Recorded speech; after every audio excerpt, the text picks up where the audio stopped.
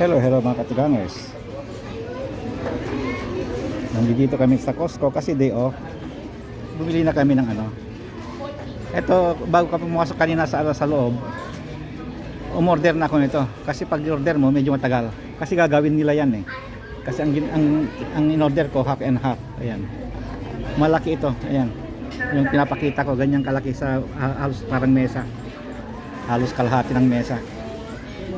At saka itong walang kamatayang ano, 1 to sawa na Pepsi. Pero sabi ng anak ko, mag-iiba na raw ang Costco eh. Hindi na raw Pepsi eh. Coke na raw eh. Ito ang dami lang binigay na ano, na condiments. Pepper, cheese. Binilang nga ng anak ko eh. 16 pieces ito. 22 pieces ito. Ang binilang niya habang nag-aantay ng ano. Tapos itong sa kanya naman, baked chicken. Ayan. Okay, dokte.